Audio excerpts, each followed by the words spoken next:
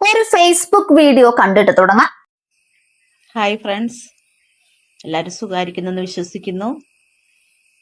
ഞാൻ കഴിഞ്ഞ ദിവസം എൻ്റെ പ്രൊഫൈലിലൊരു പോസ്റ്റ് ഇട്ടായിരുന്നു. നമ്മുടെ പുതിയ മുഖ്യമന്ത്രിനെ കുറിച്ചാണ്. അദ്ദേഹം പുതിയതായി കൊണ്ടുവന്നതായ ചില കാര്യങ്ങൾ, ചില തീരുമാനങ്ങൾ, അത് ശരിക്കും പറഞ്ഞാൽ കേരളത്തിലെ ജനങ്ങൾക്ക് വളരെ അനുഗ്രഹമായി വരും എന്ന് പൂർണ്ണമായിട്ട് ഞാൻ വിശ്വസിക്കുന്നു. അദ്ദേഹം ശരിക്കും പറഞ്ഞിട്ട് ഇപ്പം നമ്മൾ വാർത്തകളൊക്കെ കേൾക്കുമ്പോൾ നമുക്ക് മനസ്സിലാവും പൊതുജനങ്ങൾക്ക് ശല്യം വരുത്തുന്ന രീതിയിൽ ഒരു കാര്യങ്ങൾ അദ്ദേഹത്തിൻ്റെ ഭാഗത്തുനിന്ന് ഉണ്ടാവുന്നില്ല. കഴിഞ്ഞ ഭരണകാലത്തൊക്കെ നമ്മൾ നോക്കുകയാണെങ്കിൽ ഒരു മന്ത്രി റോഡിലൂടെ പോകുന്നുണ്ടെന്ന് വെച്ചിട്ടുണ്ടെങ്കിൽ കണ്ടമാനം പൊതുജനങ്ങളെ ബുദ്ധിമുട്ടിച്ചുകൊണ്ടാണ് റോഡ് നീളെ പോലീസുകാരുടെ കളി തന്നെയല്ല, വാഹനങ്ങളെ കടത്തിവിടത്തില്ല. 2 മണിക്കൂർ 3 മണിക്കൂർ മുമ്പ് വരെ പൊതുജനങ്ങളെ ബുദ്ധിമുട്ടിപ്പിക്കുന്ന ഒരു നടപടി ക്രമം നമ്മൾ കണ്ടുവരുന്നുണ്ട്. അപ്പോൾ ഈ പുതിയ മുഖ്യമന്ത്രി വി.ഡി. സതീശൻ വന്നതോട് കൂടിയിട്ട് ആ ഒരു കാര്യത്തിനൊക്കെ മാറ്റം വന്നു. അദ്ദേഹം പൊതുജനങ്ങളുടെ ബുദ്ധിമുട്ട് മനസ്സിലാക്കി ആ നിലവാരത്തിലൊക്കെ പ്രവർത്തിക്കുന്നത് നമുക്ക് കാണാൻ കഴിഞ്ഞു. തന്നെയല്ല, പുതുതായിട്ട് ഒത്തിരി ഭരണപരിഷ്കാരങ്ങൾ വരുത്താൻ വേണ്ടി അദ്ദേഹം ആഗ്രഹിക്കുന്നുണ്ട്.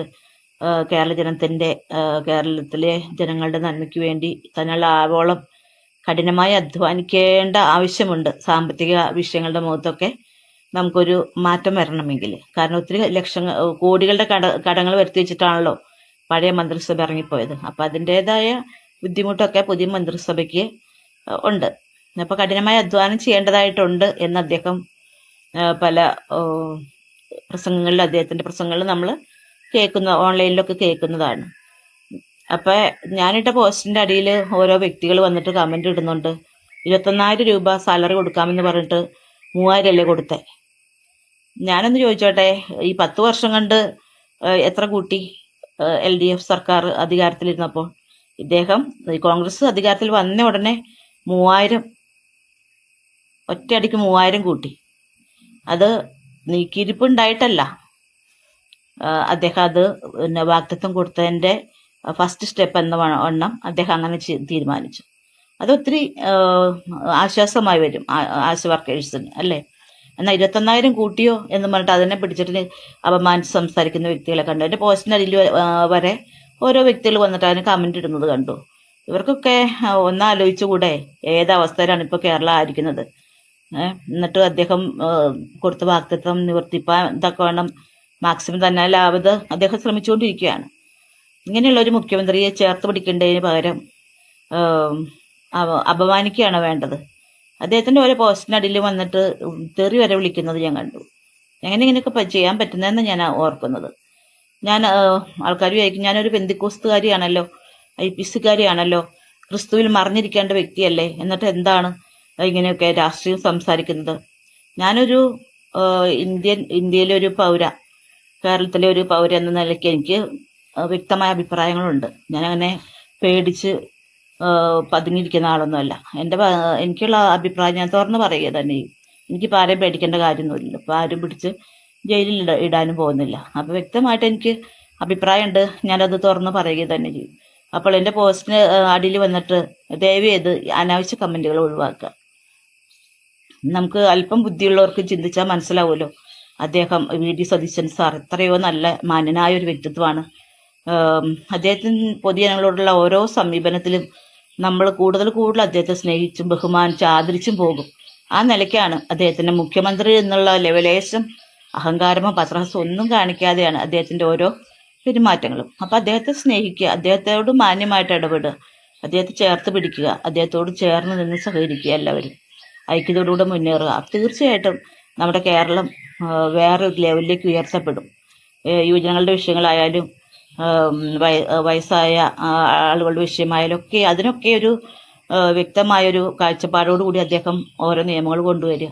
അപ്പം ചേർത്ത് പിടിക്കുക, അദ്ദേഹത്തെ സ്നേഹിച്ച് കൂടെ നിൽക്കുക. അത്രയാണ് എനിക്ക് പറയാനുള്ളൂ.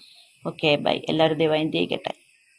ഇതിലും വലിയൊരു PR വർക്ക് വി.ഡി. സതീശന് ഇനി കിട്ടാനുണ്ടോ? സതീശന് അഹങ്കാരമില്ല, ജാടയില്ല. അദ്ദേഹം വന്നാൽ കേരളം വേറെ ലെവൽ ആകുമെന്നും ഒക്കെ തട്ടിവിട്ടുകൊണ്ടുള്ള ഈ PR നാടകം കണ്ടാൽ തോന്നും കേരളം ഇതുവരെ കാണാത്ത ഏതോ യുഗപുരുഷനാണ് കസേരയിലിരിക്കുന്നത് എന്ന്. യാഥാർത്ഥ്യവുമായി യാതൊരു ബന്ധവുമില്ലാത്ത ശുദ്ധ അസംബന്ധങ്ങൾ നിറഞ്ഞ ഈ വീഡിയോയ്ക്ക് പിന്നിലെ പൊള്ളത്തരം UDF അനുകൂലർ തലയാട്ടി കേട്ടേക്കാം. എന്നാൽ എല്ലാ ജനങ്ങളും ആ കാറ്റഗറിയിൽ പെടില്ല. സതീശൻ പൊതുജനങ്ങൾക്ക് ശല്യമുണ്ടാക്കാറില്ല എന്നാണ് വീഡിയോയിലെ ഒരു പ്രധാന തള്ള്. പ്രതിപക്ഷത്തിരുന്നപ്പോൾ സർക്കാരിന്റെ എല്ലാ ജനക്ഷേമ പദ്ധതികൾക്കും തുരങ്കം വെക്കാൻ നോക്കിയതല്ലാതെ നാടിനു വേണ്ടി എന്ത് വികസന കാഴ്ചപ്പാടാണ് സതീശൻ മുന്നോട്ട് വെച്ചിട്ടുള്ളത്? പിണറായി വിജയൻ എന്ന കരുത്തനായിരുന്ന ഭരണാധികാരിയെ അനാവശ്യമായി അധിക്ഷേപിച്ചുകൊണ്ടാണ് ഈ പുതിയ PR ഫാക്ടറി പ്രവർത്തിക്കുന്നത് തന്നെ. പിണറായി വിജയൻ പോകുന്നിടത്തെല്ലാം പോലീസിന്റെ വിളയാട്ടമായിരുന്നു എന്നൊരു ആക്ഷേപവും വീഡിയോയിലുണ്ടല്ലോ.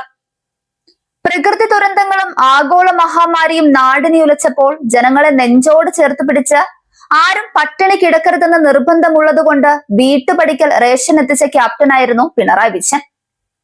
ദീർഘവീക്ഷണത്തോടെയുള്ള അദ്ദേഹത്തിന്റെ അടിയുറച്ച ഭരണാധികാരവും K-ഫോണും ദേശീയപാത വികസനവും ഉൾപ്പെടെയുള്ള വിപ്ലവകരമായ പദ്ധതികളുമാണ് കേരളത്തെ ആധുനികവൽക്കരിച്ചത്.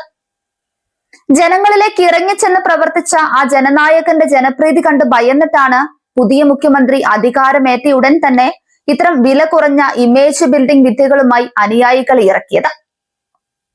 പഴയ സർക്കാർ കോടികളുടെ കടം വരുത്തിവെച്ചു എന്നും ആശാവർക്കർമാരുടെ ശമ്പളം കൂട്ടിയത് UDF വന്ന ശേഷമാണെന്നുമുള്ള പ്രചാരണവുമാണ് അടുത്തത്. കോവിഡ് കാലത്തും പ്രതിസന്ധികളിലും നാടിനെ സംരക്ഷിക്കാൻ ധനവിനിയോഗം നടത്തിയതിനെയാണ് ഇവർ കടമെന്ന് വിളിച്ച് ആക്ഷേപിക്കുന്നത്.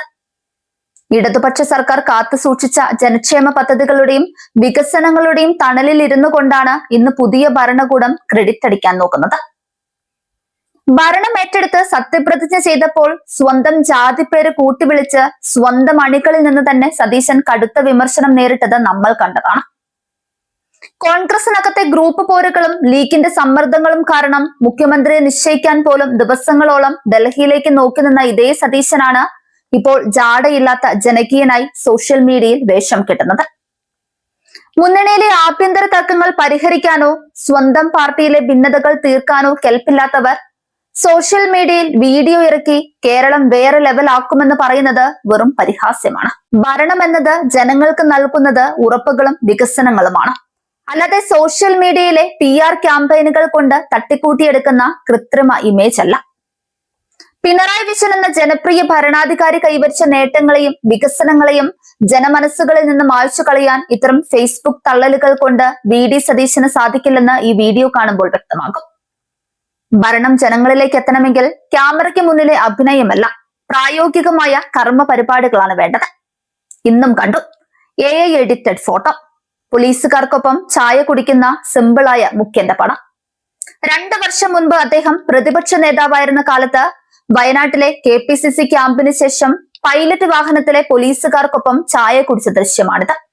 ആ പഴയ വീഡിയോയെ എഡിറ്റ് ചെയ്താണ് AI സഹായത്തോടെ മിനുക്കി പുതിയ മുഖ്യമന്ത്രിയുടെ ലാളിത്യമായി ഇറക്കിയിരിക്കുന്നത്. കേരളത്തിൽ നിന്നുള്ള കോൺഗ്രസ് അനുകൂല അക്കൗണ്ടുകളായിരുന്നു Xൽ ഈ ഫോട്ടോ പ്രചരിപ്പിച്ചത്. പിന്നീട് മുഖ്യമന്ത്രിയുടെ ഇതേ ഫോട്ടോ പല അക്കൗണ്ടുകളിലും പോസ്റ്റ് ചെയ്യപ്പെട്ടു. UDF ഓൺലൈൻ എന്ന വേരിഫൈഡ് പേജിലും ഈ ഫോട്ടോ പോസ്റ്റ് ചെയ്തിട്ടുണ്ട്. 1000-ലധികം പേരാണ് ഈ അക്കൗണ്ടിൽ നിന്നും പോസ്റ്റിന് ലൈക്ക് ചെയ്തത്. നിരവധി എന്റർടൈൻമെന്റ് പേജുകളിൽ ഈ ചിത്രം വൈറലായി തുടരുകയാണ്. ചിത്രം AI ഡിറ്റക്ഷൻ ടൂൾ ഉപയോഗിച്ച് നോക്കിയപ്പോൾ സംഭവം AI ആണെന്ന് കണ്ടെത്തുകയും ചെയ്തു. ചിത്രത്തിൽ MS വേൾഡ് എന്നൊരു ലോഗോ കാണാം. ഇതുവഴി പരിശോധിച്ചാൽ ഇതൊരു ഫേസ്ബുക്ക് പേജിന്റേതാണ്. സിനിമയെക്കുറിച്ചുള്ള വിവരങ്ങൾ പങ്കുവെക്കുന്ന ഈ പേജിൽ സതീശന് അനുകൂലമായ പോസ്റ്റുകളും ഇടയ്ക്ക് ഷെയർ ചെയ്യാറുണ്ട്. ഈ പേജിലാണ് ആദ്യമായി ഈ ചിത്രം പ്രത്യക്ഷപ്പെട്ടത്. പക്ഷേ പാളിപ്പോയെന്ന് മാത്രം. രാഷ്ട്രീയത്തിൽ ഇമേജ് ഉണ്ടാക്കാൻ നോക്കുമ്പോൾ മിനിമം ഇത് കാണുന്ന ജനങ്ങൾ എല്ലാവരും വിഡ്ഢികളല്ല എന്നോർക്കണം.